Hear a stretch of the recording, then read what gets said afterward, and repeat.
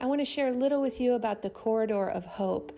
I've been inside Ukraine this week, and over the last month I've spent time in Poland and Moldova, where we've worked to connect what we are calling the Corridor of Hope.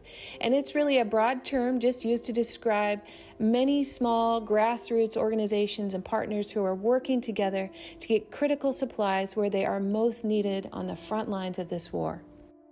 Of course, that network begins in Canada with our warehouse partners, and it extends through the US, the UK, and into the border areas where people need critical supplies as they flee the war. Our border warehouses organize supplies for local refugees as well as sending supplies directly to our Corridor of Hope network inside Ukraine. And they use semi-trucks and vans and cars, all with volunteer staff. In Ukraine, our logistics teams receive those supplies and prepare them for immediate transport to the most critical areas on the front lines of the war. We have a pretty wide network of hospitals and medical facilities inside Ukraine who really need our support. I spent time with many of them this week, and like this children's cancer hospital.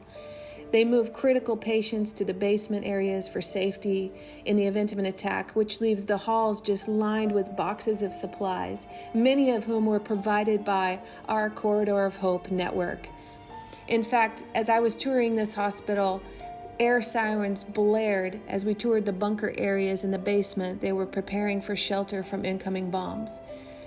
Many hospitals I visited were completely overwhelmed with critical patients from the Donbass and Mariupol areas of Ukraine, and they are asking for our help. While I was there, our Corridor of Hope teams worked hard, loading 6 vans full of supplies to take to the worst-hit areas in Bucha. They loaded up from multiple sites all around the city. You know, one of the unique things about this Corridor of Hope network that I love to see is that each partner provides a critical piece in this supply chain. As our Corridor of Hope vans headed with supplies into Bucha, they began to send back video after video that was really almost unbelievable. You can see from the footage here just how close we're working to the front lines. This Corridor of Hope network does not stop at the borders. They are brave Ukrainian volunteers who drive almost daily into war zones to deliver food, water, and medicines. And this video footage just shows what they recorded on their journey, and it tells a story of absolute devastation. As you can see, we're obviously working in very difficult circumstances to bring critical life-saving aid to people in need.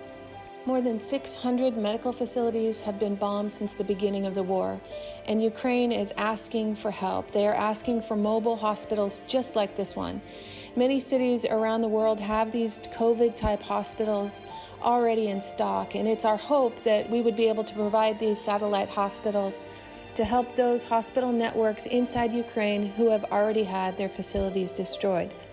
These facilities are costly, but there's no price we can put on the countless lives they will help us save. It's the least we can do to stand with and support Ukrainian friends who literally lay their lives on the line to defend their country.